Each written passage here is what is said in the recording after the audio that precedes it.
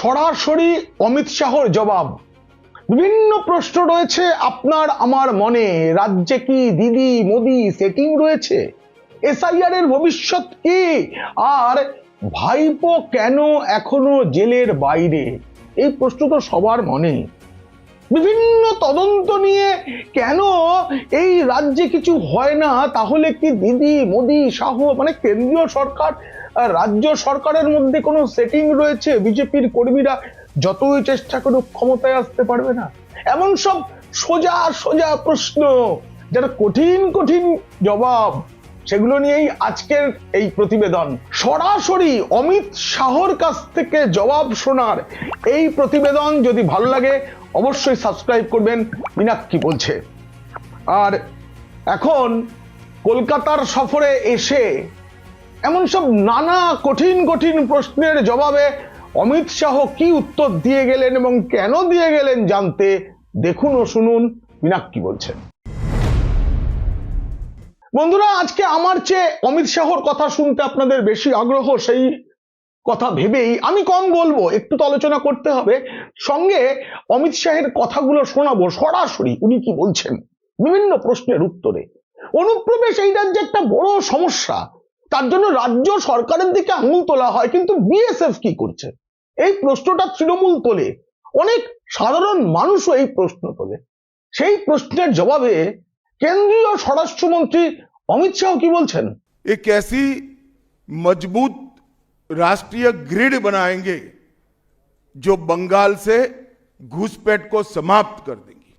इंसान छोड़ दीजिए, परिंदा भी पैर नहीं मार पाए, इस प्रकार की एक मजबूत ग्रिड की रचना हम करेंगे। और न केवल घुसपैठ रोकेंगे, सारे घुसपैठियों को चुन चुन कर भारत के बाहर निकालने का काम भी भारतीय जनता पार्टी की बंगाल सरकार करेगी। গত বিধানসভা নির্বাচনের সময় 2021 সালে এই রাজ্যে এসে বারবার স্লোগান তুলেছিলেন অমিত শাহ, এবার 200 পার। কিন্তু 200 কেন, 100-র কাছাকাছি যেতে পারেনি বিজেপি। স্বপ্নভঙ্গ হয়েছিল, কিন্তু এবার নাকি স্বপ্ন সফল করার লক্ষ্য নিয়েই কলকাতার ময়দানে নামলেন, ভোটের ময়দানে নামলেন অমিত শাহ। এবার কত আসন তার লক্ষ্য? जिस पार्टी को केवल 3 सीट मिले थे, वो पार्टी 5 साल के ही अंतराल में 77 सीट प्राप्त करी। और इसका नतीजा देखिए, कांग्रेस जिसकी एक प्रकार से स्थापना ही बंगाल से शुरू हुई, वो कांग्रेस पार्टी बिग जीरो पर पहुंच गई। और 34 साल तक शासन करने वाला कम्युनिस्ट गठबंधन भी एक भी सीट प्राप्त नहीं कर पाया। অমিত শাহ না, এবার তার শুধু তো কথাবার্তা বলে সবকিছু বোঝা যায় না, বডি ল্যাঙ্গুয়েজ একটা ব্যাপার। আমি অমিত শাহ যখন কলকাতায় এসেছেন তখন থেকে একটা বড় সময় পর্যন্ত শাহর কাছাকাছি ছিলাম। একেবারে কাছে তো যাওয়া যায় না, কিন্তু তারপরে কাছে যাওয়ার সুযোগটাও ঘটলো। সেখানে ভাইপো কেন এখনো জেলের বাইরে সেই প্রশ্নের উত্তর যেমন শুনলাম, তেমনি তৃণমূল যেটা বলছে আর কি, তৃণমূল বলছে যে বিজেপি ক্ষমতা এলে লক্ষ্মীর ভান্ডার বন্ধ হয়ে যাবে, এসব নিয়েও কি বলছে সেসব প্রশ্নগুলো শুনলাম। কিন্তু তিনি সরকার বানানোর ব্যাপারে কতটা আশাবাদী সেটা না অনেকটা বডি ল্যাঙ্গুয়েজ আমার মনে হয়েছে এবার যেন আগের থেকে একটু বেশি তিনি দৃঢ়ভাবে বলছেন, তাকে দেখেও মনে হয়েছে। কিন্তু আমার মনে হওয়াটা তো সবকিছু নয়। আপনারা একবার শুনুন উনি কিভাবে বলছেন যে সরকার বানাएंगे। 26 में हम निश्चित रूप से प्रचंड बहुमत के साथ भारतीय जनता पार्टी की सरकार बनाने वाले हैं। এই রাজ্যে বিজেপির উত্থান যে খুব দ্রুত হয়েছে এ নিয়ে কোনো দ্বিমত নেই। 3টে আসন থেকে 77, কিন্তু তারপরে ক্ষমতা যাওয়া। এই যে অমিত শাহ না অনেকটা সময় নিয়ে আজকে বলেছেন এই ব্যাপারটা যে বিজেপি কিভাবে এগিয়েছে, এবং সেই প্রসঙ্গে এই রাজ্য সরকারের যা যা দুর্নীতির কথা আছে সবকিছু এসেছে। এবং তিনি সরাসরি অভিযোগ করলেন এই রাজ্যে মমতা বন্দ্যোপাধ্যায়ের সরকার তথা পিসিমণি শুধুমাত্র তার ভাইপোকেই রক্ষা করতে চান, তার ভাইপোর রোজগারই শুধু এই রাজ্যে বেড়েছে, আর কারণেই এই কথাটা এভাবে সরাসরি অতীতে অমিত শাহকে বলতে শুনিনি। শুনুন আপনারা, তিনি অনেক লম্বা বলেছেন, কিন্তু কি বলেছেন ঠিক। 24 में तीसरी बार, लगातार तीसरी बार नरेंद्र मोदी जी इस देश के प्रधानमंत्री बने। उसके बाद महाराष्ट्र में, हरियाणा में, दिल्ली में और अब बिहार में भारतीय जनता पार्टी की सरकारें बनी हैं। 24 के चुनाव में उड़ीसा और आंध्र प्रदेश में भी पूर्ण बहुमत की भाजपा की और एनडीए की सरकार बनी है। मुझे पूरा भरोसा है कि 2026 में बंगाल में 2/3 बहुमत के साथ भारतीय जनता पार्टी की सरकार बनेगी। ये बंगाल की जनता तय कर बैठी है।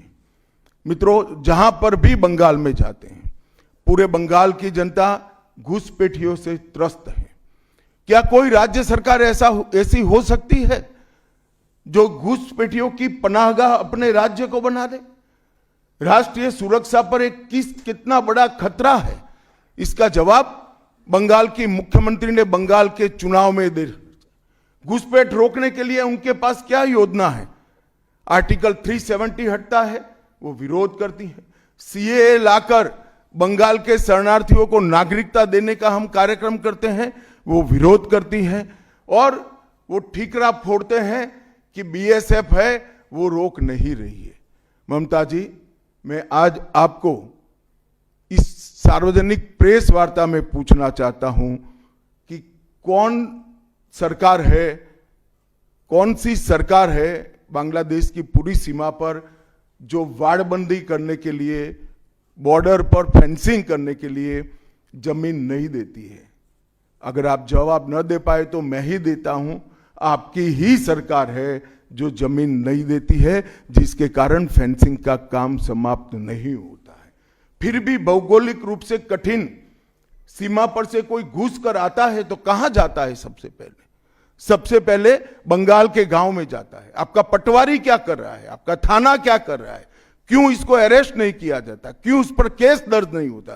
क्यों इसको वापस भेजा नहीं जाता? जवाब है क्या आपके पास? क्या बंगाल की मुख्यमंत्री जवाब दे सकती है कि असम में घुसपैठ क्यों बंद हो गई? त्रिपुरा में घुसपैठ क्यों बंद हो गई? गुजरात और राजस्थान की बॉर्डर पर घुसपैठ क्यों नहीं होती है? पंजाब की बॉर्डर पर घुसपैठ क्यों नहीं होती है? कश्मीर की बॉर्डर पर घुसपैठ क्यों नहीं होती है? सिर्फ बंगाल में क्यों होती है? क्योंकि आपकी निगहबानी में घुसपैठ कराई जाती है और बंगाल को धीरे धीरे डेमोग्राफी चेंज कर आपकी वोट बैंक को पुख्ता करनी जाती है। मगर ये लंबा नहीं चलेगा। बंगाल की जनता अब जान गई है और इसके खिलाफ लामबंद भी हो रही है। और मुझे मालूम है अगला चुनाव घुसपैठियों को निकालने के मुद्दे पर और घुसपैठ रोकने के मुद्दे पर लड़े जाने वाला है, क्योंकि न केवल ये बंगाल का अब मामला रहा है। मैं आज बंगाल की जनता को इस प्रेस वार्ता के माध्यम से बताने आया हूं कि बंगाल की बॉर्डर से हो रही घुसपैठ सिर्फ बंगाल का मामला नहीं रहा है, अब ये राष्ट्रीय सुरक्षा का मामला है। देश की संस्कृति को बचाना है, देश की सुरक्षा को सुनिश्चित करना है, तो बंगाल की बॉर्डर सील कर दे, ऐसी देशभक्त सरकार यहां लानी पड़ेगी जो ममता बनर्जी नहीं कर सकती, केवल और केवल भारतीय जनता पार्टी कर सकती है। घुसपैठ के अलावे भ्रष्टाचार से पूरी बंगाल की जनता त्रस्त है। रोजवेली चिटफंड घोटाला, कैश फॉर क्वेरी घोटाला, एसएससी घोटाला, नगर पालिका नगर नियम का भर्ती का घोटाला, गाय तस्करी का घोटाला, राशन पीडीएस का घोटाला, मनरेगा का घोटाला, पीएम आवास का घोटाला, इतने सारे घोटाले हैं कि मैं पूरा लिस्ट पढ़ूंगा तो मेरी प्रेस कॉन्फ्रेंस का पूरा हिस्सा ही उसमें चला जाएगा। अब क्या ममता बनर्जी इस बात का जवाब दे सकती है कि आपके मंत्रियों के ठिकाने पर से 27 करोड़ रुपया मिलता है, जिसको गिनते गिनते नोट गिनने की मशीन भी गर्म होकर बंद हो जाती है? बंगाल जैसे गरीब राज्य के अंदर 27 करोड़, 20 करोड़, 15 करोड़ ये राशि मिल रही है, आपकी कोई अकाउंटेबिलिटी नहीं है। पार्थो चैटर्जी जेल में जाते हैं, ज्योति प्रिय मलिक जेल में जाते हैं, अनुव्रत मंडल जेल में जाते हैं, जीवन कृष्ण शाह जेल में जाते हैं, माणिक भट्टाचार्य जेल में जाते हैं, चंद्रनाथ सिन्हा जेल में जाते हैं, परेश पाल जेल में जाते हैं, कुंतल घोष जेल में जाते हैं, फिरहाद हकीम वो भी आरोपी बनाए जाते हैं, शोभन चैटर्जी आरोपी बनाए जाते हैं, कुणाल घोष 3 साल जेल में रहकर आते हैं, और आप कहती है कि भ्रष्टाचार नहीं हो गया, हो रहा है। आप आंख मूंद लिए ही हो भ्रष्टाचार के लिए, मगर बंगाल की जनता अपनी आंख बंद कर कर नहीं बैठी है। गरीब बंगाल की जनता के अधिकार का पैसा आपकी कैडर की भेंट चढ़ रहा है, आपको इसको जवाब देना पड़ेगा। महिलाओं की सुरक्षा ये बहुत बड़ा मुद्दा बना है, और अधिकृत रूप से कहा जाता है कि महिलाएं 7 बजे के बाद अपने हॉस्टल और घर से न निकले। हम कौन से जमाने में जी रहे, मुगल काल में जी रहे हैं क्या? ममता जी, ये आजाद भारत, यहां माताओं बहनों को पूरा दिन जब इनकी मर्जी हो, जब इनको काम हो, घर के बाहर निकलने की सुरक्षा प्रदान करना ये हमारा संवैधानिक दायित्व है, जो देने में आपकी सरकार विफल गई है। आरजी कर मेडिकल कॉलेज का मामला हो, संदेश खाली का मामला हो, दुर्गापुर मेडिकल कॉलेज का मामला हो, साउथ कॉलेज लॉ कॉलेज का मामला हो, हर जगह बेटियां असुरक्षित हैं, और ढेर सारे लोग और ढेर सारी माताएं बहनें ये अत्याचार से तंग आ चुकी है, असुरक्षा से तंग आ चुकी है। वो भी राह देख रही है कि कब वोट देने का अधिकार आए और हम ये निकम्मी तृणमूल कांग्रेस की सरकार को हटा दें। सांप्रदायिक तुष्टीकरण को इस राज्य सरकार ने अपनी नीति के रूप में स्वीकार कर लिया है। अब मरहम लगाने का प्रयास हो रहा है, मैं सुबह से देख रहा हूं, मगर अब मरहम लगाने से कुछ नहीं होता है। हृदय पर, बंगाल की हिंदुओं के हृदय पर घाव इतना गहरा बैठ गया है कि कोई मरहम काम नहीं आएगा। अब आपका जाने का समय तय हो गया है। यहां तक इंतहा कर दी, यहां तक कि पार्लियामेंट में वंदे मातरम पर चर्चा होती है। बंकिम बाबू ने रचे हुए वंदे मातरम पर चर्चा हुई, जो गीत पूरे हमारे आजादी के आंदोलन का प्रेरणा गीत बना, वो वंदे मातरम की चर्चा का तृणमूल कांग्रेस विरोध कर रही है, क्योंकि उनकी वोट बैंक इससे नाराज हो रही है। ये बंगाल की जनता कभी सहन नहीं करेगी। एक जमाना था मित्रों कि भारत के जीडीपी में बंगाल का योगदान 10.5% था और तीसरे नंबर पर था। जीडीपी में योगदान की दृष्टि से हमारा बंगाल तीसरे नंबर पर था। तीसरे नंबर पर से सरक कर ये 49 साल में वो 22वें नंबर पर आ गया। अब नीचे कोई जगह ही नहीं बची। बंगाल का इतना आर्थिक पतन कभी नहीं हुआ है। ये कम्युनिस्टों के शासन के पहले, तृणमूल के शासन के पहले प्रति व्यक्ति बंगाल की आय राष्ट्रीय औसत से 127% ज्यादा थी। 127%। देश में नागरिक 100 रुपया कमाता था तो बंगाल में 127 रुपया कमाता था। आज देश का नागरिक 100 रुपया कमाता है तो बंगाल का नागरिक 73 रुपया कमाता है। ममता जी, आपको इसको जवाब देना पड़ेगा। हर प्रकार के उद्योग की शुरुआत एक जमाने में इस सुजलाम सुफलाम भूमि से हुआ था और इसी के आधार पर सोनार बांग्ला की परिकल्पना की जाती थी। वो बंगाल में आज भ्रष्टाचार, घुसपैठ और टोलबाजी के कारण सारी इंडस्ट्री वापिस जा रही है। केंद्र सरकार की योजनाएं लागू करने में उनको अपनी वोट बैंक गंवाने का डर है। पीएम किसान देरी से लागू किया, बंगाल के किसानों का 10,000 करोड़ रुपया चला गया। आयुष्मान भारत आज तक लागू नहीं किया और बहुत आयुष्मान भारत से बहुत एक प्रकार से कमियां वाली स्वास्थ्य साथी की स्कीम लागू की है। मुझे बताइए, कोई बंगाल का नागरिक भारत में कहीं जाता है और बीमार पड़ गया, स्वास्थ्य साथी स्कीम उसको बाहर के अस्पताल में इलाज करवा पाएगी क्या? नहीं करवा पाएगी। क्या गुनाह किया है बंगाल के गरीबों ने? देश भर के गरीबों को 5 लाख तक की पूरे स्वास्थ्य की गारंटी मिल रही है। अरे कई राज्यों ने किया कि केंद्र 5 लाख दे रहा है, उन्होंने और 5 लाख जोड़ दिए। आप केंद्र के 5 लाख इसलिए स्वीकार नहीं करना चाहते हो कि नरेंद्र मोदी से आपको डर है। डर तो ठीक ही है, क्योंकि मोदी जी की लोकप्रियता बंगाल में दिन प्रतिदिन बढ़ती है, मगर इसके कारण गरीबों का आप नुकसान कर रही हो। वो बंगाल के गरीब जरूर। हिंसा और प्रतिशोध की राजनीति, पूरा देश ऐसी आशा करता था कि यहां से कम्युनिस्ट जाने के बाद हिंसा और प्रतिशोध की राजनीति समाप्त हो जाएगी, मगर हुआ उल्टा। इन्होंने तो कम्युनिस्टों को भी अच्छा कहला दिया। मित्रों, अब तक 300 से अधिक भारतीय जनता पार्टी के कार्यकर्ता मारे गए हैं। 21 के चुनाव के बाद लगभग 3000 कार्यकर्ता विस्थापित बनकर आज भी अपने गांव में नहीं लौटे हैं। उनको दबाव बनाया जाता है कि आप तृणमूल का झंडा उठाओ तभी गांवों को रहने देंगे। क्या ये स्वस्थ लोकतंत्र की निशानी है? कोई व्यक्ति अपने किसी राजनीतिक दल में काम करना है, वो स्वतंत्र रूप से तय नहीं कर पाएगा? वो ममता जी मुख्यमंत्री की चैम्बर से तय करेगी क्या?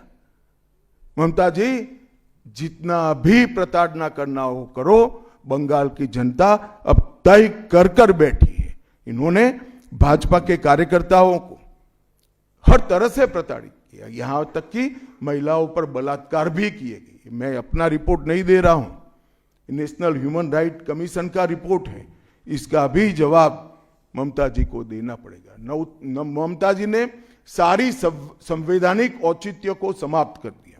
किसी भी राज्य में प्रधानमंत्री जाते हैं तो वो देश के प्रधानमंत्री होते हैं। कई राज्यों में हमारी सरकार नहीं, कहीं ऐसा व्यवहार नहीं होता। वंदे भारत ट्रेन देने प्रधानमंत्री आते हैं, ममता जी स्टेज पर नहीं जाती हैं। कई प्रकार के भारत सरकार के सुप्रीम कोर्ट के आदेश से बने हुए, मेरी बात ध्यान से सुनिएगा, सुप्रीम कोर्ट के आदेश से बने हुए भारत सरकार के डीओपीटी के रूल्स ये तोड़ देती है, मरोड़ देती है। डीजीपी और मुख्य सचिवों की अपॉइंटमेंट में मनमानी करती है। रिटायर्ड होने के बाद सलाहकार बनाकर प्रॉक्सी डीजीपी और प्रॉक्सी सीएस बैठाने का काम करती है। ये 34 साल कम्युनिस्टों का शासन और 15 साल टीएमसी का शासन, ये केंद्र विरोधी मानसिकता बंगाल की जनता में खड़ा कर हमारी संविधान की स्पिरिट थी, उस स्पिरिट का कंप्लीट इन्होंने अनादर करने का काम किया है।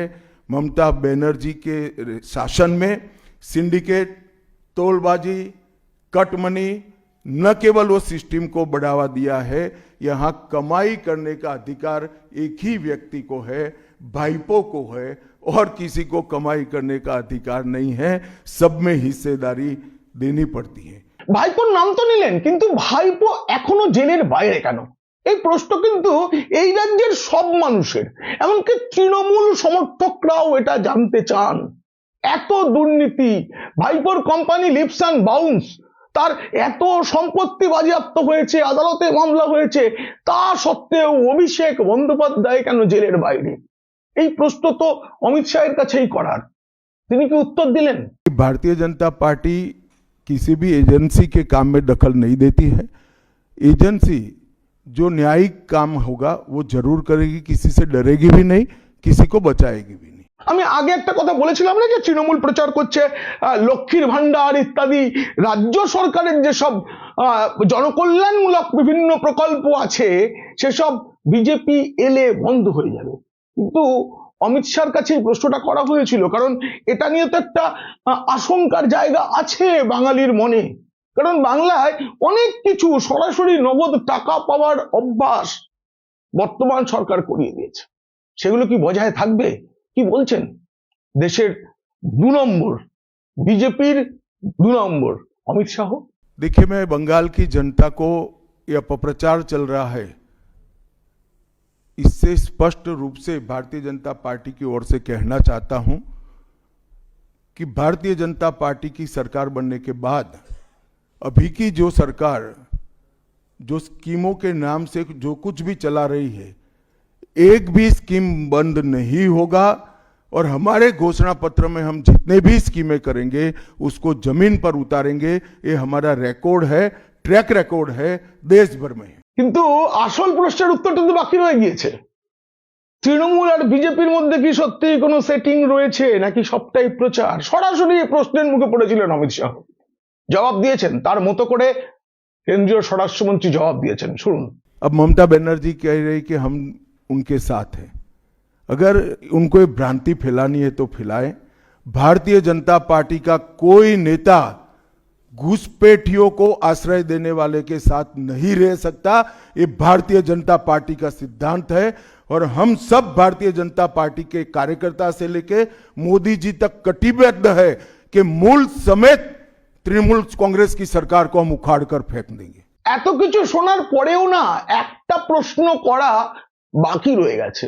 আমার মনে সেই প্রশ্নটা ছিল, করব বলে সময় নেওয়া ছিল, কিন্তু তার এই একটা দ্রুত একটা খুব ঝটিকা সফর, মানে এখানে একবার যাচ্ছেন ওখানে যাচ্ছেন, রয়েছেন 3 দিন, কিন্তু অনেক কিছু, তার জন্য উনি বললেন যে বাকি প্রশ্নের উত্তর খুব তাড়াতাড়ি আসছি তখন দেব। সেই প্রশ্নটা আমার রয়ে গেল।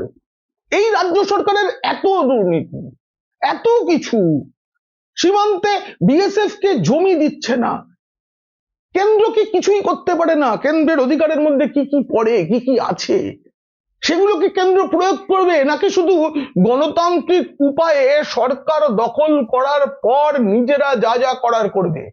এই প্রশ্নটা আমি করব বলে ঠিক করেছিলাম, প্রশ্ন জমা দিয়েছিলাম, কিন্তু সময়ের অভাবে প্রশ্নটা করা গেল না। পরে অমিত শাহ আসবেন, তখন নিশ্চিতভাবে এই প্রশ্নের উত্তর খুঁজে নিয়ে আসবো আমি। একই সঙ্গে জানাই, এই যে সফর 3 দিনের, তিনি দফায় দফায় রাজ্য এবং কেন্দ্রীয় নেতারা যারা এই পশ্চিমবঙ্গের নির্বাচনের দায়িত্বে, তাদের সঙ্গে অনেক সভা বৈঠক করছেন, সেখানে তিনি কি কি নির্দেশ দিলেন সেই ভেতরের খবর নিয়েও আমি আপনাদেরকে প্রতিবেদন বানাবো আপনাদের জন্য। অপেক্ষায় থাকুন। আজকের প্রতিবেদন কেমন লাগলো জানিয়ে মন্তব্য করুন। ভালো লাগলে বন্ধুদের, খারাপ লাগলে শত্রুদের শেয়ার করুন। আপনারা খুব খুব ভালো থাকুন।